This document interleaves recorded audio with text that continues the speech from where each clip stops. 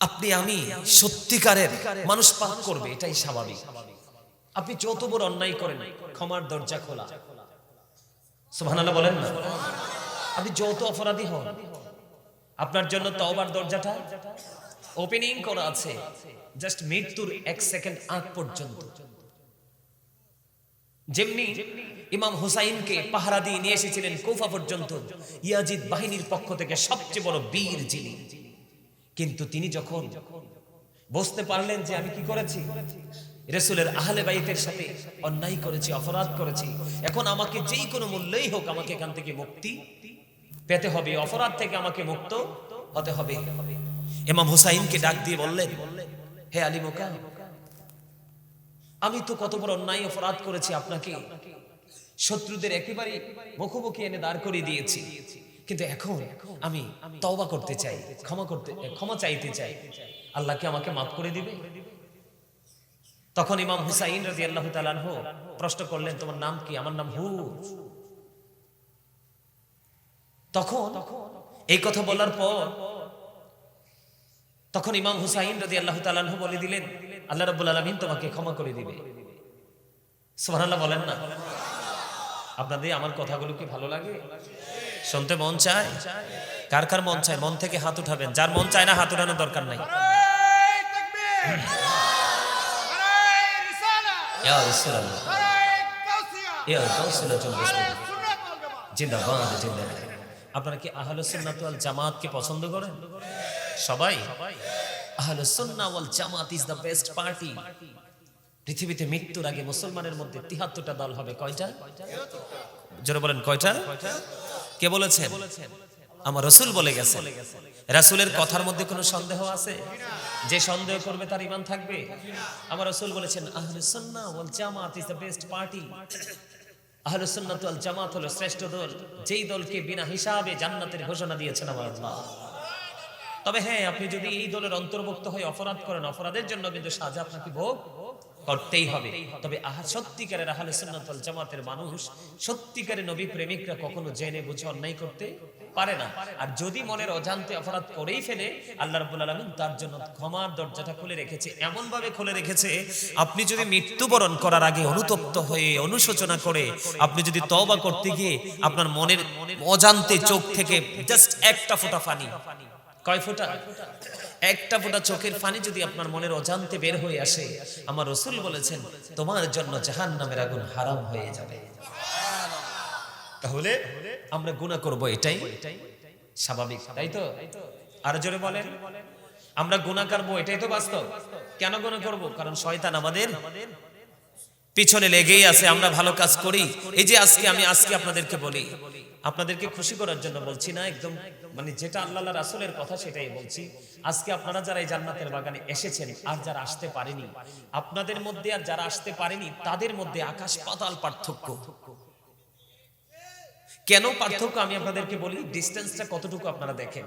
আমি আগেই বলছি আপনাদেরকে, এদিক তাকান, follow me, you listening my lecture very attentively. সবাইকে বলছি, যদি আমার কথা ভালো লাগে, শুনতে মন চায়, এখানে বসেন। আর যদি আপনি মনে করেন যে না এই কথাগুলো ভালো লাগছে না, আপনার শোনার ইচ্ছা নাই, তাহলে আপনি সোজা আপনার বাড়ি চলে যান, ওখানে গিয়ে ঘুমান, আগামী দিন যথাসময় কাজে যেতে পারবেন। কিন্তু এখানে আপনি বসে থাকলেন, কিন্তু কথাগুলোকে আপনি গ্রহণ করতে পারলেন না, ব্রেইনে সেট আপ দিতে পারলেন না, কি বলছি আপনি নিতে পারলেন না, তাহলে আপনি অযথাই তো এখানে বসে সময় নষ্ট করে কোনো লাভ নেই। আপনার জন্য দুইটা প্লেস আছে। কয়টা প্লেস? Present and future. কি? বর্তমান এবং ভবিষ্যৎ। কথা কি বুঝতে পারেন? তোমরা যারা যুবক, ইয়াং মেন, তোমরা তো সহজে বোঝো। কে কে বোঝো? যুবকরা হাত তোলো তো। বাবারা, আপনারা না, মুরব্বীরা না, যুবক ছেলেরা সোজা করে হাত তোলো, কনফিডেন্সলি হাত তুলতে হবে, একদম সোজা করে। তোমরা কি সত্যিকার অর্থে আমার কথাগুলো তোমরা বোঝো?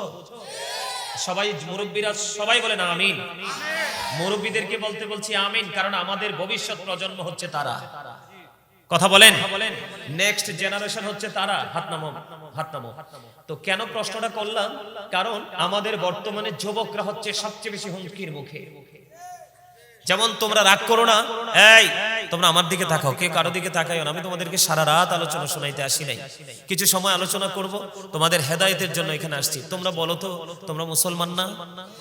যুবকদেরকে বলছি, মুরব্বীরা বলার দরকার নাই, মুরব্বীরা ঠিক আছেন আপনারা। যুবক ভাইদেরকে বলছি, তোমরা তো মুসলমান। তোমরা তো আল্লাহর বান্দা, রাসূলের উম্মত, তাই না? কিন্তু আজকের এটা তো সাধারণ কোনো জায়গা না, এটা তো জান্নাতের বাগান। কিন্তু জান্নাতের আমি তোমাদেরকে বলি, বাজার করতে গেলে মানুষ যেই পোশাক পরে, ঈদের জামাতে গেলে কি সেই পোশাক পরে? কথা বলেন। মানুষ বাড়িতে, এই বাড়ি থেকে ওই বাড়িতে দাওয়াত খেতে গেলে যেইভাবে পোশাক পরে, মানুষ কি একটা ভিআইপি প্রোগ্রামে গেলে কি মানুষ ওই পোশাকটাই পরে? তো যদি দুনিয়ার ক্ষেত্রে যদি আমরা জায়গাটাকে কম্পেয়ার করতে পারি, মানে এই বাড়ি থেকে ওই বাড়ি, এই প্লেস থেকে ওই প্লেস, এই জায়গা থেকে ওই জায়গাটার মধ্যে পার্থক্য কত, আমরা যদি দুনিয়ার মধ্যে এই পার্থক্যটা করতে পারি, তাহলে আমরা আল্লাহর গোলামীর ক্ষেত্রে কি সেই পার্থক্যটা, সেই ডিসটেন্সটা কি বোঝা উচিত না? আমি যুবক তোমাদেরকে বলি, টুপি পরা একটা সুন্নাহ। টুপি পরা কি? কিন্তু তোমরা ম্যাক্সিমাম ছেলেরা টুপি ছাড়া চলে আসছো, বাসায় কি টুপি নাই? রাগ করো না, বাস্তব কথা। এখন ধরো আমি তোমাদেরকে বলি, ধরো তোমরা 5-6 জন ছেলে একসাথে একটা টিম, তোমরা কোন জায়গার উদ্দেশ্যে রওনা দিয়েছো, কিন্তু তোমরা একটা জায়গায় গিয়ে থেমে গেলে বা দাঁড়িয়ে গেলে, তখন আরেকটা ছেলে তোমাদেরকে সালাম দিবে। কি দিবে? কারণ আল্লাহর কাছে সবচেয়ে পছন্দের কাজ হলো মুসলমানকে দেখা মাত্রই সালাম দিয়ে দেওয়া। কিন্তু এখনকার আমাদের মুসলমানের যে ছেলেগুলো, বাচ্চাগুলো, তাদের পোশাক আশাকের যে ডিজাইন, তাদের যে বডি স্ট্রাকচার, তাদের যে চুল কাটার যে স্টাইল, দাড়ি রাখার যে স্টাইল, হিন্দুদের ইহুদি খ্রিস্টান হিন্দুদের বাচ্চার মধ্যে কোনো পার্থক্য নেই। কিন্তু পার্থক্যটা করা যায় সহজে কখন? যখন তোমার পরনে কোনো কিছু থাকবে না, যখন তোমার মাথায় একটা টুপি থাকবে, আই এম শিওর যে তুমি একজন মুসলমান, ঠিক কিনা?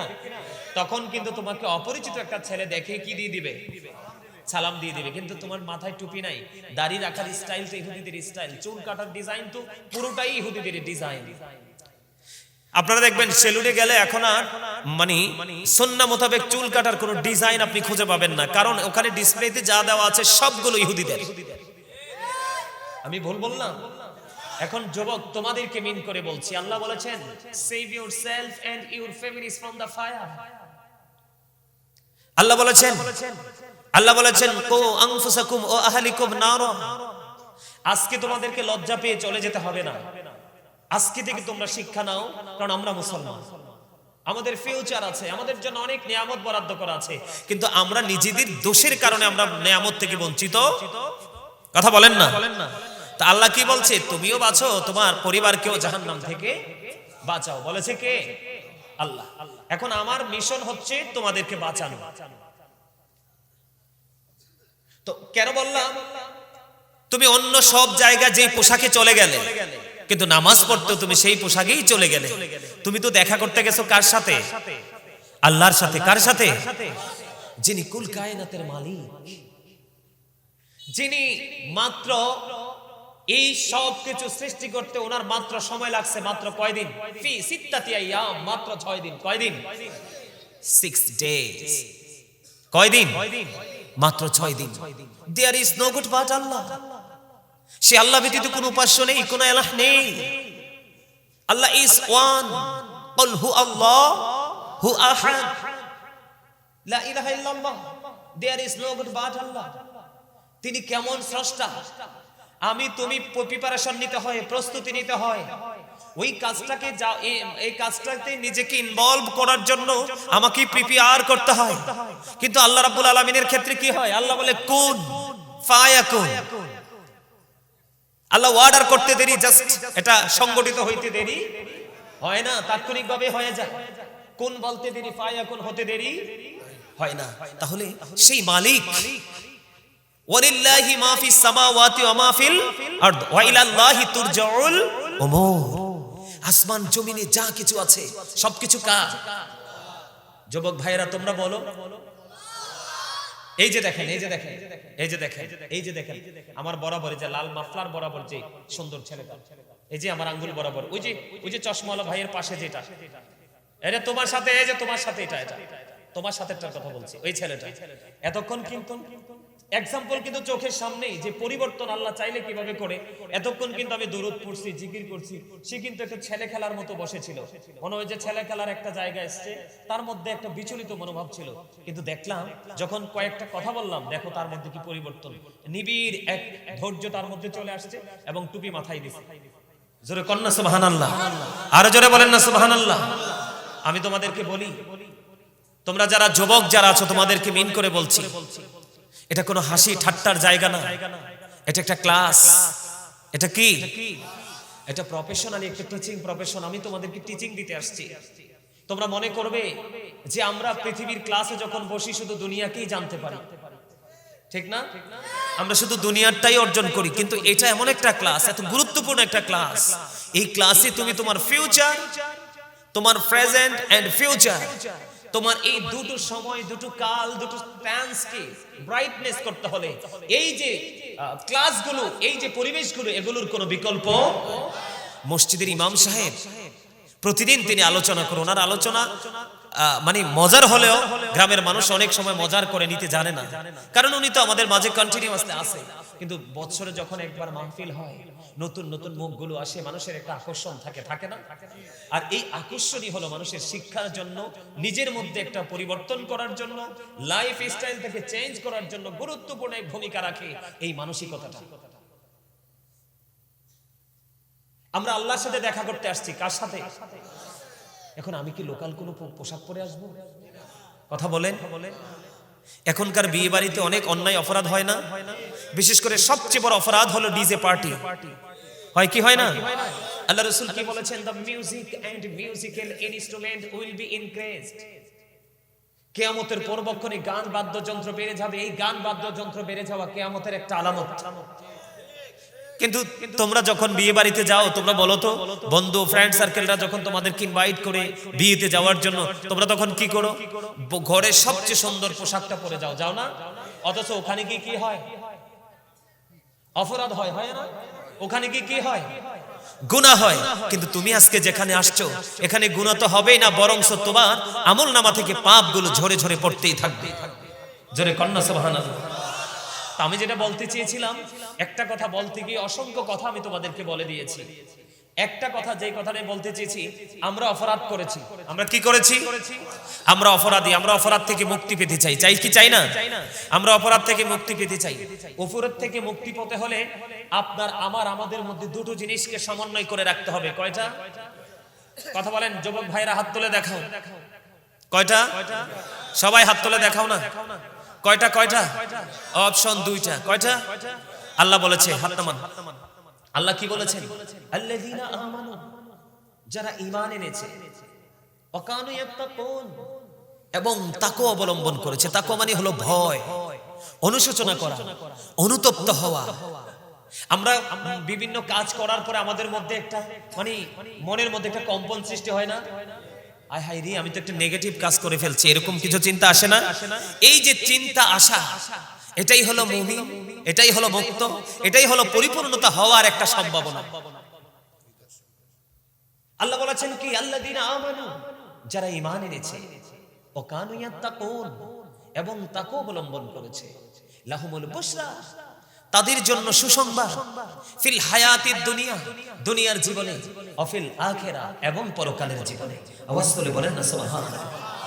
তার মানে আমরা এখানে বসলেই শুধু হবে না, আমাদেরকে সত্যিকারের প্রেম নিয়ে বসতে হবে। বসার পরে আমাদের ফিলিংসটা এমন হতে হবে যে আল্লাহ, জান্নাতের বাগানে এসে বসছি গুনাহ থেকে মাফ পাওয়ার জন্য, মুক্ত হওয়ার জন্য। আল্লাহ গো, আমার দ্বারা যেন, আমার কারণে যেন এখানে কোনো ধরনের কি না হয়, কোনো ব্যাঘাত না ঘটে, কোনো ধরনের গর্হিত আচরণ, কোনো ধরনের বেয়াদবি যেন না হয়, সেই সতর্কতার সিগন্যাল নিজের মধ্যে নিজে তৈরি করা।